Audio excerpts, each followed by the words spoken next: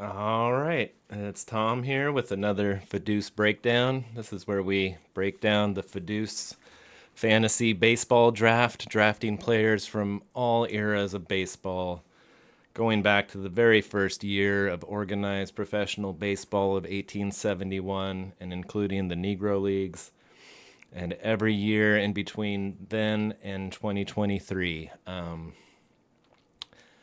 If you haven't seen these videos before, be sure to watch the previous one so you can get caught up on where we're at with the draft, how all the teams are stacking up.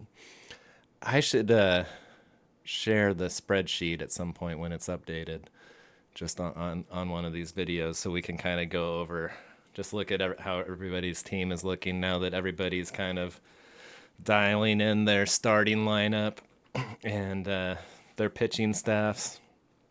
But anyway, we're doing rounds 9 and 10 in this breakdown today. So let's get right into it.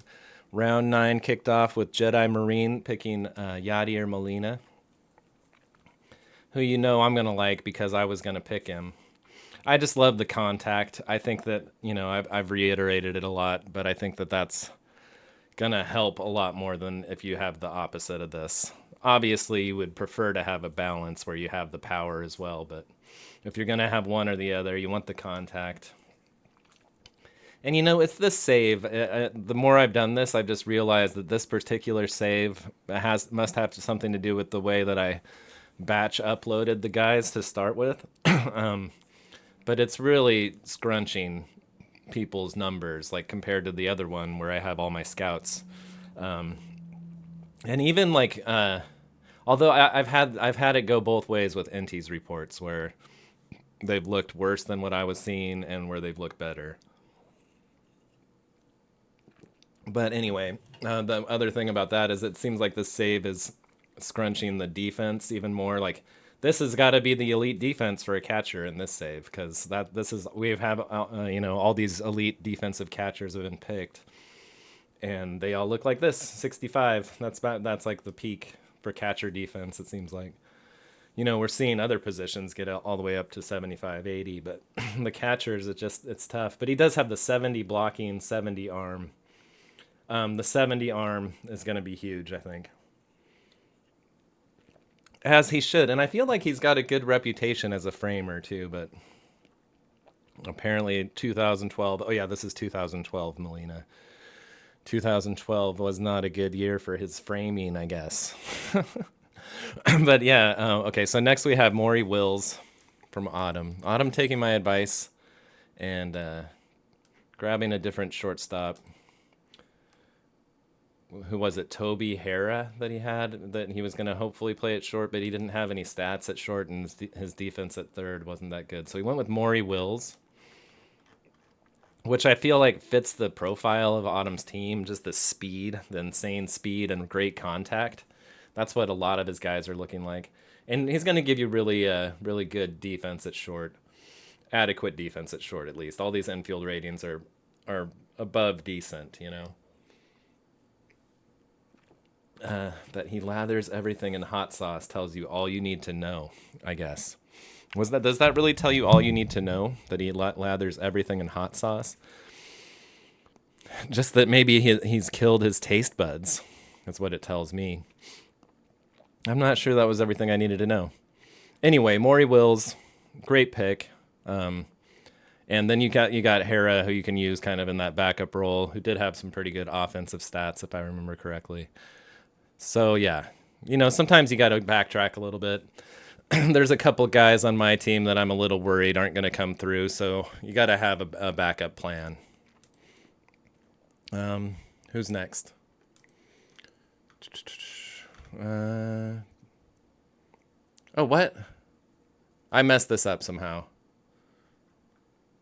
Oh, I skipped all the way to round 10. Okay, well, we looked at Maury Wills a little bit early.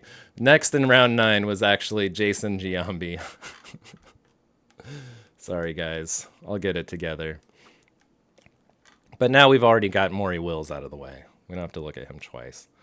I think you picked 2000. And he just looks really good. The bat's going to be really good. The eye is amazing. He's got the balance of contact and power that I was talking about. He's got good defense at third. I mean, at first, only first. The defensive ratings are not good, but he can hold down first, it looks like.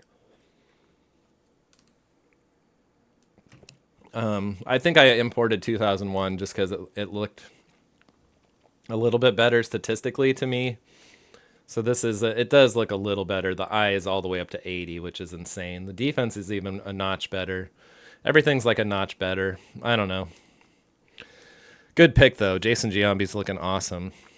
And that was Sith Overlord with that pick. And then we've got Dark Lord of the Empire with Zach Britton. Scroll up to the top. And he's looking, the movement is insane. He's just like, I don't think we've seen too many guys with a home run allowed that looks this good. And even the BABIP allowed, it looks really good. So it seems like his pitches aren't the most amazing, although 3 of them are all really good. But and his stuff's not the most amazing, but as long as he's getting guys out, it doesn't matter. And it looks like this is somebody who's going to get guys out. So, and the stamina is 30, which you see some of these relievers, it's down all the way to 20, and a lot of them are 25. So I think 30 is a lot better. Like, you're only looking for 1 inning out of these guys usually, but if that inning goes long, they can get tired quick if they have a 20 stamina.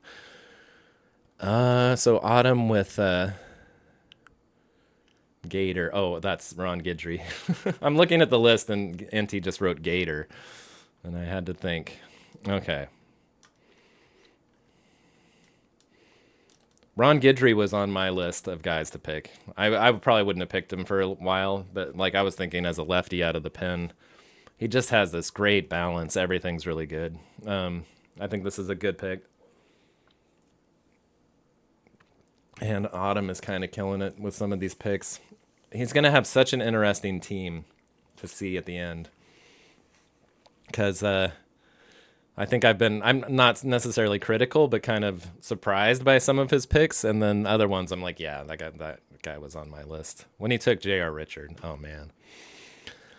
Okay, Lloyd took Booker T, McDaniels, and can't look at him, unfortunately. I would love to see the reports on these pitchers, because Lloyd's team is looking so fucking stacked just with the hitters. The offense is so crazy, but he is doing a risky thing with these pitchers. I mean, I'm sure the scouting reports from NT looked good, or he wouldn't be doing it, but they are kind of untested. So it's props for gambling a little bit. And I mean, if the gamble pays off, though, we're all fucked, basically. Because, I mean, there's other teams that can compete with the offense, like fucking Wang's team is so stacked, or Minnesota's team. But if he has that and he has the pitching, oh, my God. Okay, Buster Posey, picked by Yak. I think that's a really good pick. I think he should have really good defense. Remember, we got to kind of view it with 65 being the max in mind. So, yeah, 55 is really good. And all of his ratings are 60, so really good. And then just like the ultimate balanced guy. I think, this is a great pick for your catcher. I think he's going to add a lot of value. Rack up a lot of wins above replacement. And Yak is another guy who's just building a really fun team, taking guys that were favorites. Darryl Strawberry. Oh, man, I can't wait to see Darryl Strawberry in a prominent role. I hope that he fucking cranks a bunch of homers. That'll be awesome. All right, next is me with Joe Kelly. And, Joe Kelly just looks really good. I've had him on my team a bunch of years. I think in the first Out of the Park season, he was on a Star Wars team. But I think I've had him the last 3 years, including this one. Just looks really great with the offense. I mean, the BABIP is insane. The avoid Ks isn't that great, but even the power from your leadoff guy combined with the speed. The defense, the range leaves a little bit to be desired. At least he's really good with his glove as far as not making errors, and the arm is okay. In left field, I'm not too worried about his arm. And the range, I feel like, can be made up for by the fact that I've got Willie Mays in center, hopefully. But yeah, just looking really good. Can't wait to have him on the team again. Yeah, I don't want to give away any future picks, but it's fun to bring back a bunch of the lineup. And I'm thinking I'm going to move Heavy Johnson, but just back to the everyday first base rather than using him as a utility guy because it's just fun to have the lineup back together. I mean, I'm missing Mookie and George Brett and somebody else. Oh, well, Edgar. Yeah. And but that's about it. So, I've replaced them with Eddie Collins and Tommy Holmes and Cal McVeigh. Well, there's one guy I'm leaving out, but now I'm giving away maybe a future pick, but maybe nobody else wants him, so maybe it doesn't matter. Okay, let's look. Mule Settles was RX, so we can't look at Mule. I'm sure Mule's looking good. I hope so. That's one of those guys that like you look at the stats and you're like, he should just be insane. And I feel like maybe he struggled a little bit in FODEUSS, but maybe this will be the year for the breakout. Next we have Sammy Sosa. Now Sammy is not being treated very kindly by this game. I looked at this one already, and I was a little bit taken aback. I mean, he does have the crazy power, though. He has the crazy power, but it's just like, look at the rest of the ratings, all are kind of mid, and he does have good defense in right field, at least, and pretty good base running stuff. He's not going to bunt, that's for sure. He's going to strike out a lot. He's not going to walk very much. His BABIP isn't that bad, though. At least he's got okay BABIP and the great power, so he's, maybe going to hit you some homers. And also the scrunching. I bet NT's report looks better on this one. And this is a 98 Sosa, right? Should we maybe look at one more year? Because didn't he have a crazy year in 2001 where he had an even higher OPS plus? Yeah, 203 OPS plus in 2001. Let's look at that one really quick. See if it's any better.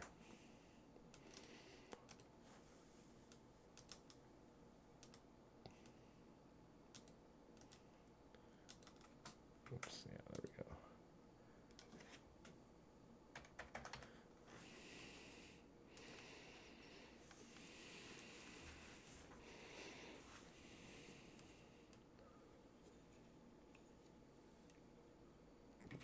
I feel like there has to be a better year for Sosa. If it's not this one, I would look at a few more. 2000 also looks really promising. Even 2002. Just, led the National League with another 49 homers that year. Huh. Did it not upload? I'm still just seeing one Sammy Sosa. What did I do wrong? Oh, it failed somehow. I think I copied it weird. Oh, I did. What the heck? Okay. That just looked strange. Okay, now let's try again.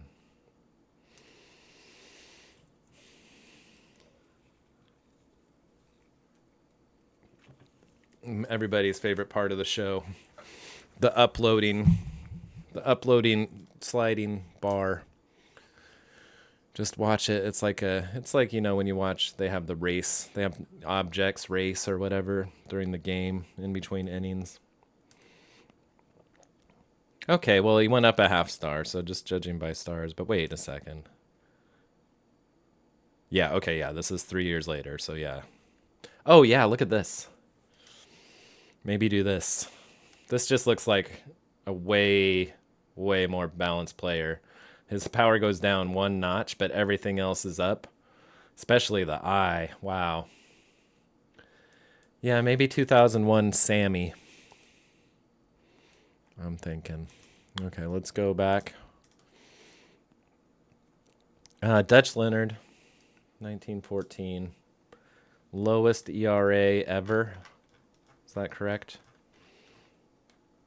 Does that take into account like 1880s guys? I don't know. But looking really good. 2 amazing pitches, one really good. The fastball is still really good. Throwing at 92 to 94.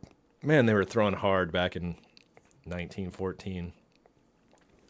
The stuff has the potential to be amazing. It starts out really good anyway.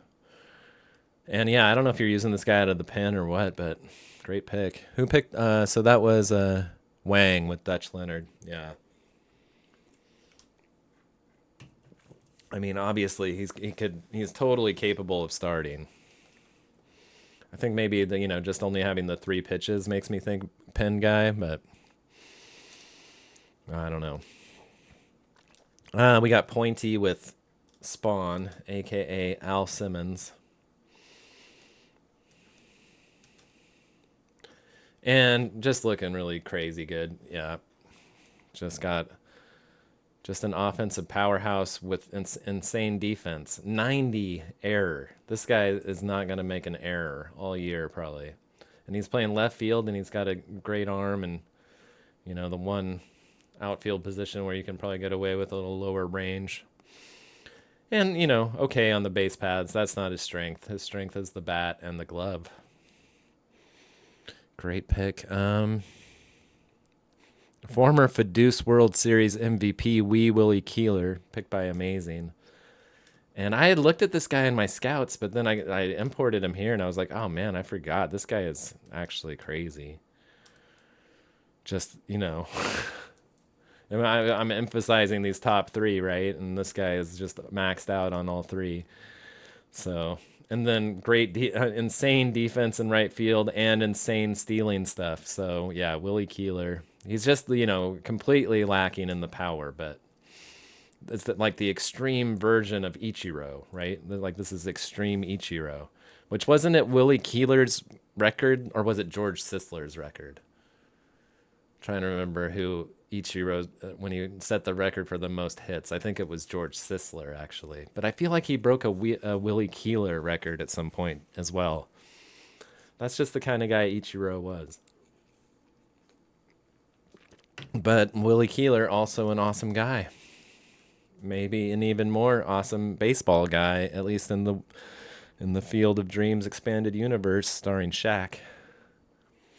All right. Oh, I traded up here to get Tommy Holmes. That was the silliest trade up ever. I don't think anybody was probably looking at Tommy Holmes at all. And then I made the mistake of looking back at his stats when he was on DP's team. I couldn't figure out if he actually, I can't find the stats from last year. I don't know if there was a spreadsheet like from the year before, but I never actually saw those last year if there were stats, and I looked at some box scores to try to see if Tommy Holmes played, and I don't think he played him last year, or if he did, maybe only early in the season. I was trying to kind of see where he ended up batting average wise by looking at the box scores, and I couldn't find any with him in it. But the year before, he did start him 30 games, and it was not good. He was like negative .3 WAR, and he had 32 strikeouts, which, I mean, in 1945, Tommy Holmes had 9 strikeouts. I'm sorry, 9 strikeouts, and 122 strikeouts in his career. He was on pace to strike out like 160 times in one season. But, you can see that is his strength here, so we'll see. Hopefully it works out better this year. Also, this is one where I'll say that when I saw Inti's report, it looked better than this. It was like everything was up one notch. Like, so the gap power was 65. The power was 60. I think the eye was still 50. But I'm hoping this is up a notch too, because this is, I don't know if you guys have noticed, but when you get the reports from Inti, this is the one number you can't see, the BABIP number. You get the overall contact number and the avoid K's numbers and all of these numbers, but you don't get this BABIP number. So I hope that's up to 60 as well. But the defense looked basically the same, I think, with these ratings. Should be good in right field. Not Willie Keeler out there, but doing okay. And he's got a pretty good stealing ability, but other running stats are mediocre. He's not going to be racing around the base paths, but I'm hoping that the NT report, and so we'll get into Harry Heilman later. Like, Harry Heilman was one where my report looked better than NT's, so it's telling me we're definitely in the wrong year here, and the year we're actually going to play in might favor some guys that, I can't afford reports for everybody. I haven't seen very many, actually. I think I've gotten like eight or 10 maybe at the most. And 4 of those were from guys that were keepers that I was just trying to look at different years. Okay. So next is, anyway, yeah, I traded up. And now I have to give up my 14th round pick and I get Minnesota's 20th round pick. So I'm not too sad about it. Like, I think there'll still be lots of steals left in the 20th round, I'm hoping. So it kind of sucks to give up a pick that's coming right up because you know how long it takes for it to be your turn. But I'll get over it. Just think of how long Sean had to wait to pick. And then I don't feel so bad. Okay, Buck Ewing. Oh, my God. No, like I said in the thread, I was going to pick Buck Ewing, and I almost did. Like a couple rounds ago, he was at the top of my board. He was the guy I was going to pick, and then I changed my mind at the last second. But I had only looked at 1888 Buck Ewing, and Lloyd doesn't always announce a year when he picks, which I'm sure, Tunes is just like gathering his ire. But he did for this one. He said 1890, and 1890 looks even better than 1888. It doesn't look that much better. They both look really good, but it does look better. And I was like, oh, fuck. Yeah, this is an awesome pick. But I'll tell you why I changed my mind about picking Buck Ewing. I was skimming through his Sabre profile, and it said that, like, his teammates, like, thought he was scared to catch Amos Rusi's fastball, like, and he kind of lost their respect. Like, he would be, like, sick that day. I think it said he was rivals with, some of them. And yeah, I don't know. I was like, I don't know. Buck Ewing doesn't want to catch, Amos Rusi's fastball. What's he going to do trying to catch Pedro? It's probably overthinking it. But, part of it is like the whole role play of the whole thing. Like, yeah, anyway, I thought he would clash with my team. But I definitely would have picked him if he was still there in a couple rounds because, Jesus. I don't know if I ever would have looked at 1890, though, if it wasn't for Lloyd picking that year. Anyway, moving right along. I guess I didn't really talk about his stats or anything, but you could just see they're all fucking maxed out. I mean, the defense is a little lower than what we've seen, but, like, normally 55, like I was saying, oh, that's the cutoff. But I feel like when the max is 65, that changes. Like, you got 50, even 45 is probably not that bad. Okay. John Smoltz, picked by Heels. I don't think Heels announced the year. He's been not doing that very much. I think he's just trying to goad me into looking into multiple years. And sure enough, we got multiple years. So this is his best year as a starter. That's not it. But whatever that was. Let's look him up really quick. Smoltzy.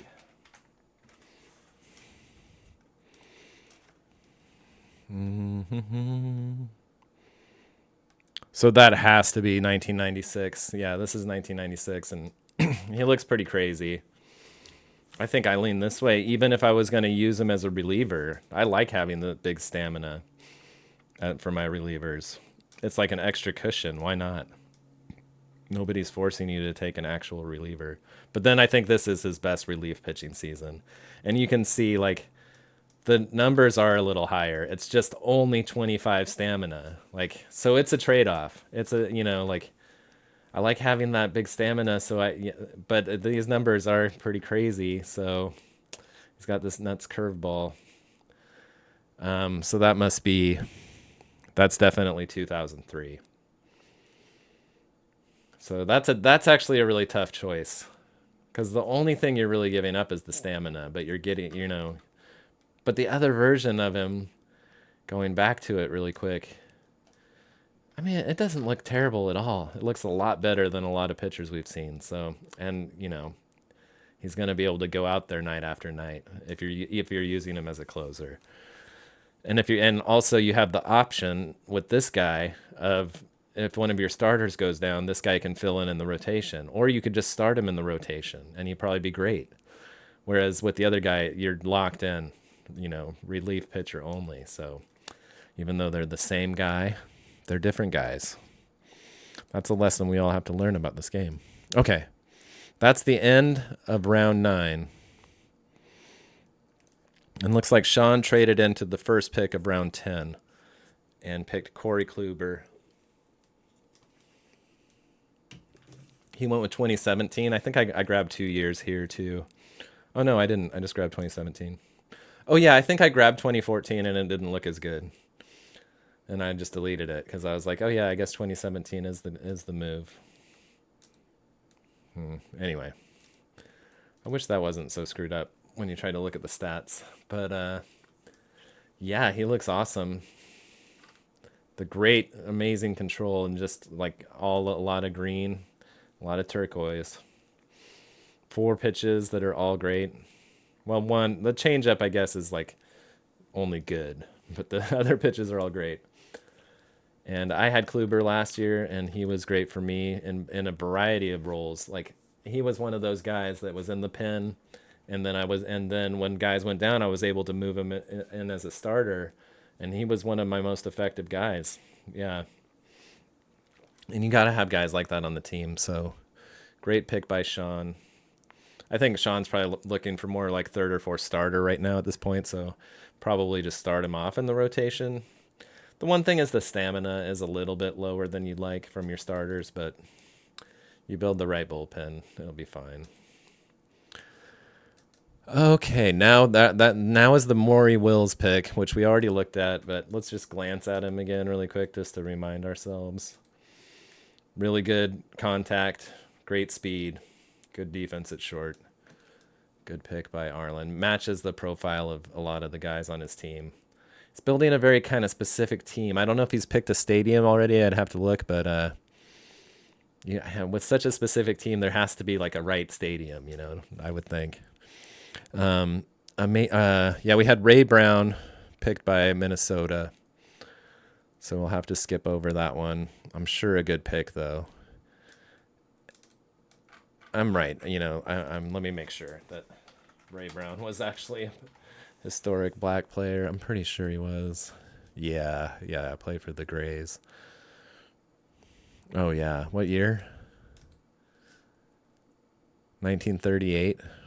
14-0, 1.88 ERA, 2.90 FIP. It led his league in so much black ink in this season. Yeah, that's incredible. Okay, he better be good. That's a great pick, I think. Amazing with Edwin Diaz is next, and he's got to have crazy stuff, I would think. Oh, maybe I didn't get Diaz. There's always one that I skip over somehow when I'm doing this. Not seeing him there. Okay, let's grab him really quick.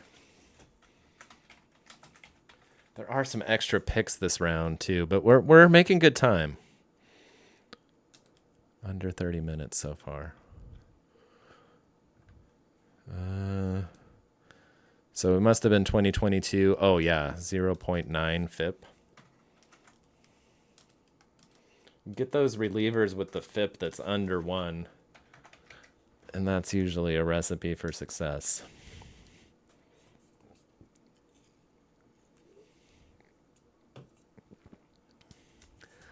Let's just see who's next after this. Dick Allen by Pointy. Okay.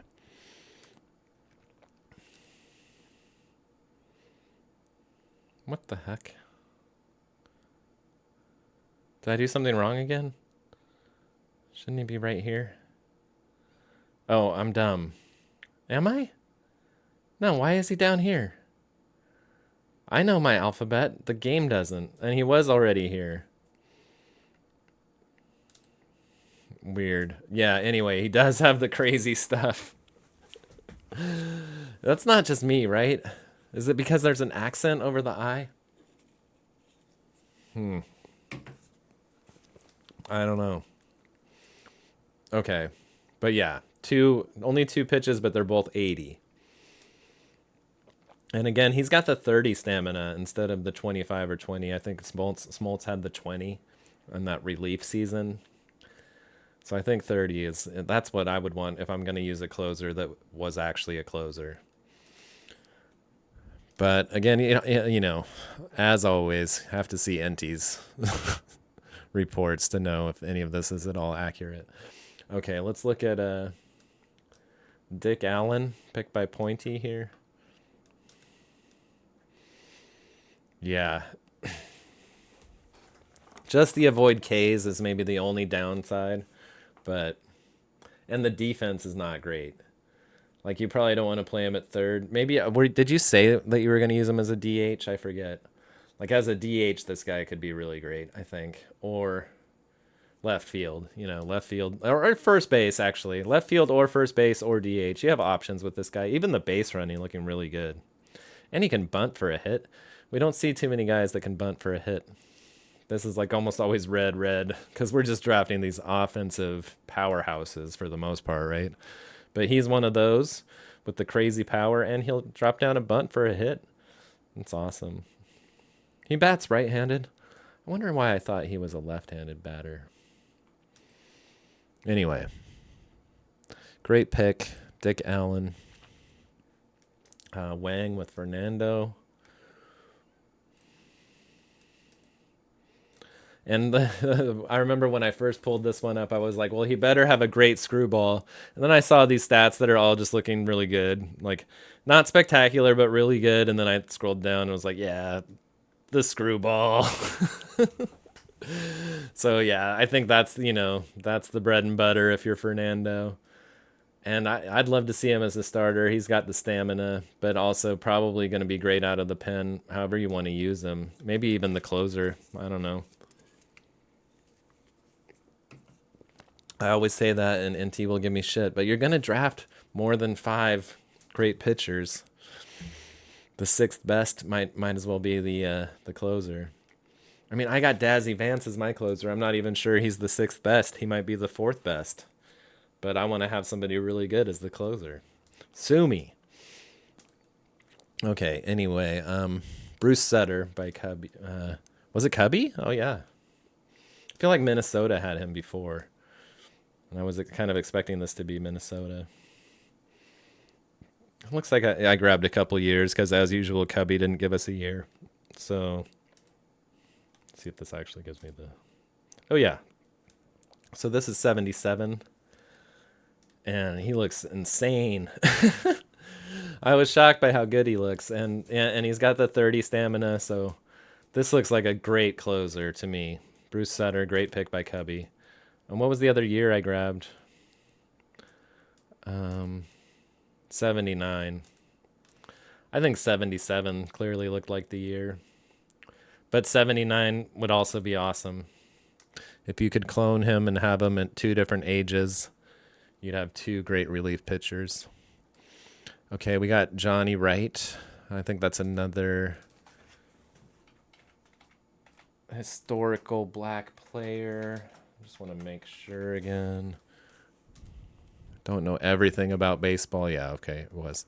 Another pitcher, 1943, 18-3 with a 2.54 ERA and a 2.40 FIP. Just insane. Another one that's probably going to be crazy good. It's going to be interesting to see. I just didn't have enough money for these scouting reports. I do have Dave Brown, of course, but it's going to be crazy to see because it's not just Lloyd. It's other people have been leaning into the strategy as well, and it has proven successful before. It'll, once we get to see all of these new guys in action this year, we'll get a baseline, and it'll be funny to see in the next draft how high they go. Anyway, because we all know the draft just goes on forever. Elmer Flick. And I had seriously considered drafting this guy instead of Tommy Holmes for right field. He has the Tommy Holmes offense and like the even crazier, like way crazier glove. Look at the 80 defense and right field. And then, yeah, Like his Void K's and BABIP are kind of flipped, but I think I might rather have that actually. Yeah, he looks really good. Also, really good base running. I did want a left-handed bat out in right field, so that's why this was another guy that was in high consideration. I just kind of like the. I mean, this guy's also a little bit obscure, I guess. Although he won the Triple Crown. Oh no, that's Johnny Wright. Still looking at Johnny Wright over here. Is Elmer Flick in the Hall of Fame? I'm like, he's obscure and he's probably in the Hall of Fame. He is in the Hall of Fame. God damn it. But I mean, there's a lot of obscure Hall of Famers actually. But yeah, he had that crazy season. 1900, hit 367, 11 homers, which was a lot for 1900. It's got decent power. 16 triples, 32 doubles. Only struck out 30 times. He's got a decent eye. Everything's good about Elmer. Great pick by Minnesota as usual. This draft, he's just crushing it, and it's going to be a force to reckon with. Yak. Yak skipped, or he bumped himself. So we have John Franco being picked next here by Tunes. And Franco looking okay, looking solid. I was hoping for a little bit better, but at least he's got this great movement, right? He's another one of these guys. Like, if you have these three stats up pretty high, then it kind of, like, I think I talked about this exact thing in the last breakdown, but it negates having the stuff. And we see like a lot of guys that are like having the inverse of this, where they have really great stuff, but their movement isn't that good. So they might give up a lot of homers. John Franco, it looks like, isn't going to give up many homers at all, and not too many hits either. So, and he's got good enough control. I think this is going to be a pick that's going to work out. I mean, all of these guys are great, right? They're just being compared against other guys that are like historical greats. So that's the tough spot. Okay, next. We ran out of list. Looks like RX with Harry Heilman. And yeah, I did get the scouting report from Inti on Harry Heilman, and it turned me off a little bit. But I mean, he looks great in my imports. That's why I got the scouting report. If he looked more like this in Inti's import, I would have grabbed him. But I mean, like I said, the one number you don't get to see in Inti's import is the BABIP number, and I bet that's still really high. And these numbers were just a little bit down from this in Inti's report, if I remember correctly. Just enough for me to like lose my excitement for it. Whereas the Tommy Holmes thing was the exact opposite, where mine looked more like down here, and then NT's report was like more up here. Anyway, really solid defense in right field, and he's got good stealing ability, just not that aggressive. He can make a sacrifice bunt like a motherfucker. We almost never see that either. But yeah, I mean, you should get the report from NT. I thought it looked okay. You know, you would think a guy that hit over 400 would look a little bit better. I was just a little bit disappointed, but I of course think it's a really good pick. Somebody I had scouted and definitely thought about taking.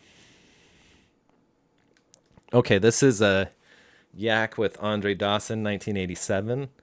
Now, 87 Dawson wasn't looking that great. Like, it looks okay, you know, like not going to kill you or anything. It's not going to make any errors out in right field. But look at 81 Dawson. These strike shortened season guys are easy to overlook because their overall accumulative stats aren't that high, but like his rate stats were way better that year. And I would go for this 81 Dawson. Just looks like one of the best players we've seen in here. Like, well, maybe that's exaggerating a little bit, but like right up there with other guys that you might expect to be an all-star. Obviously, get the reports from NT and see if they match up with this, but yeah, He's got the super speed, the defense in center field. So I feel like you can still play him with this great defense in center field. You could play him in right or left. I do that all the time with guys. It's like the infield ladder, where if you're a shortstop, you can play third, you can play second. But if you're a third baseman, it's hard to play shortstop. It's like the same thing in the outfield. If you're a center fielder, you can play left, you can play right, no problem. It's just if you're a left fielder and that's the only ratings you have, it might be hard to play center. You could probably still get away with playing right though. Okay. Oh yeah. Dark Lord of the Empire tried to take Al Simmons, but he was already taken. And then he switched to lefty O'Doul, which we saw Simmons, and he looked great, of course, and O'Doul also is looking really good. Yeah, just, these crazy contact numbers. Left field defense is adequate. Not your most important defensive position. Could also use him as a DH. The power is also really good. It's just lacking the gap power, so depending on your stadium, like you put him in a smaller stadium where he's going to just smack a lot of homers, that might be good. Or yeah, otherwise he's going to get a lot of hits. Just maybe not too many doubles. And good eye. He's got this Iron Man defense. Or not defense, but injury proneness. But I am like, the injury proneness has been cause for so much consternation with me because there's just one guy that in both my saves, which have the same settings to be fair, so it makes sense that it would be the same. Cal McVeigh. I'm getting ahead of myself. This is for the next episode, but he keeps importing as fragile, and I just don't know, is it across all games with no matter what the settings? If you pick the year before that, he comes in as durable. But the 1875 stats are the best. I've got him at DH. I hope and that's the one thing NT won't tell you, what his injury proneness says. And props to him for being consistent about that and never telling me, or probably never telling anyone. But but I'm dying to know. I literally lose sleep over it. Okay, Sith Overlord with Brett Boone. And Brett Boone just looks good, I think I brought in 2002 or 2003 Brett Boone. 2003 Brett Boone looks exactly the same. I was like, because I think Brett Boone's being punished a little bit here for, even though he had a crazy season. I was, a huge Mariners fan, so I was watching every game of this season. It was the previous 2 seasons he had like below 100 OPS plus, I think. And it does take into account those 2 seasons. I think if he had come off even like above average years, those 2 seasons, like where he had like 105 OPS plus or something, that these numbers would just look a lot crazier. But he's being punished, just like we saw with Adrian Beltre in the Dodgers season. So I don't know. He looks good though. It's like all 50 except for the gap power. It's not anything that's terrible. So, we've seen guys with higher stats is all. But again, he's getting scrunched, and NT's reports might look a little bit better. Trevor Hoffman.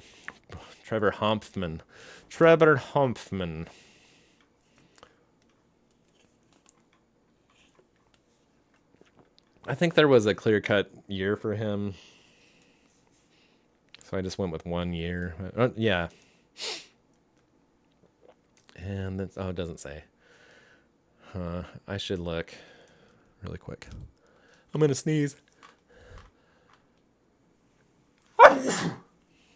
Excuse me.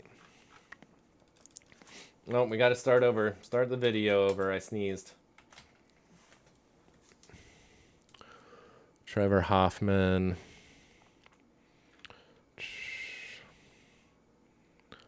I think this must be 98 Hoffman. That would be my guess anyway. 53 saves. 66 games. 1.48 ERA.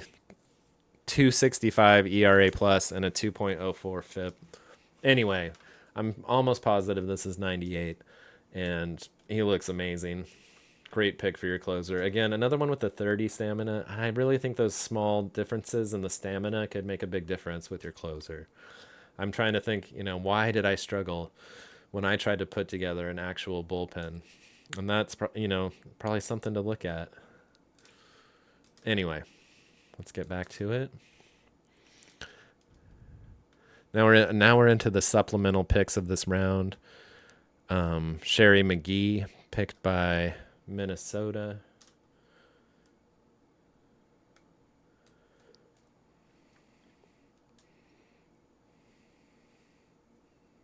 Where are you, Sherry McGee?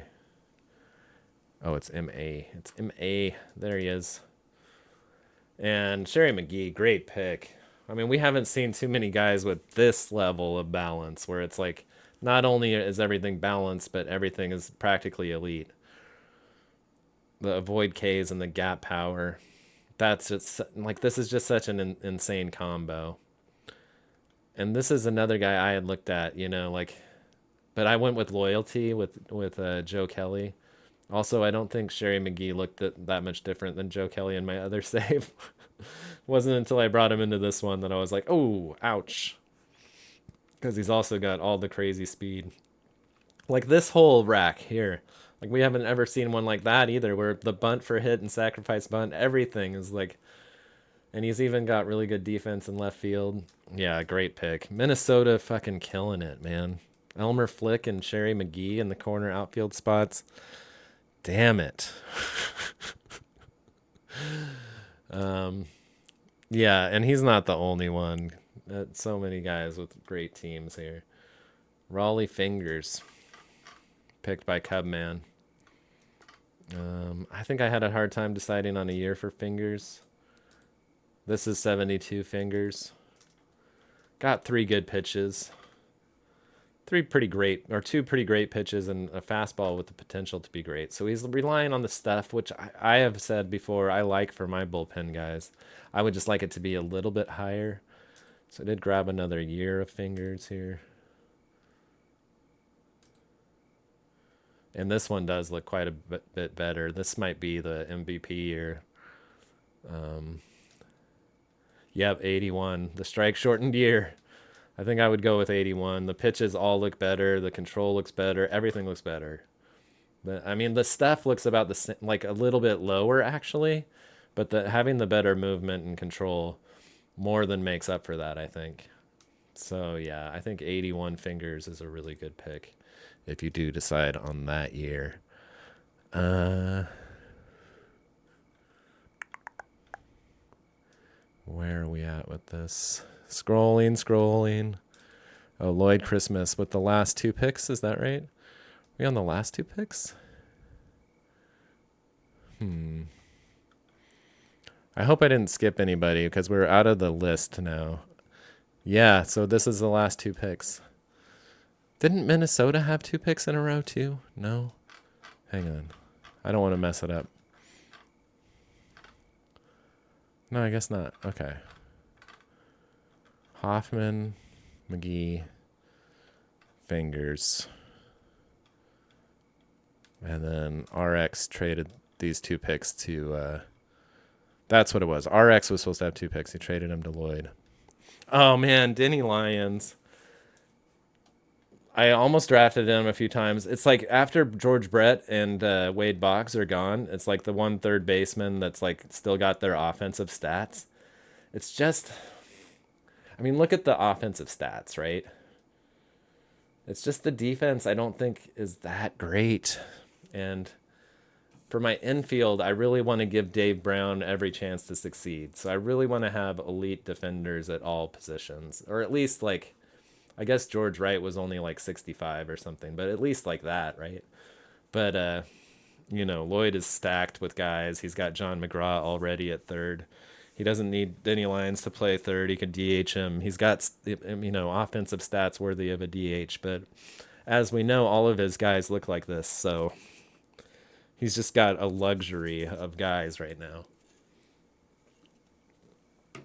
And yet he wouldn't trade me this next guy. The last pick of round 10, Levi Meyerly, who I did spend $1 to get the scouting report, and scouting report looked pretty fucking good. Look at the 95 BABIP. I mean, he did hit 492, Granted, it was in a season of only 26 games, but that's how many games they played. And so, just like with the COVID season, you might see some weird numbers, but they're not being punished too much for it being a short season. And just like throughout the rest of the 1870s, where they're playing like 60 games a season, they're not being punished too much for that either. And sure enough, I got the report from NT, and it looked like this. It was like 70 power, 80 contact. And yeah, I didn't get to see the BABIP number, of course, but I'm sure that it was like that's what was lifting it to 80 contact. Anyway, he looks really good. Although Cal McVeigh looks almost just as good, as we will see. It's just this injury proneness thing. Oh, God. It's going to eat me up. I kind of feel, well, we'll get into it more next episode, but I just say I kind of feel like I have to try 1875. If he gets hurt, well, no, but it's got the experiment has to happen. Otherwise, I'll always wonder. And maybe I could somehow raise $20 to send him through a time machine once he gets healthy. I don't know. We'll see. Anyway, this has been another FODEUSS breakdown. Glad you all made it to the end of the video if you did. And I'll see you guys. Actually, I was going to say next week, but on Saturday, as long as we get through the last few picks here, we will do rounds 11 and 12, and then we will be caught up. All right. Have a good night, everybody. I'll talk to you soon.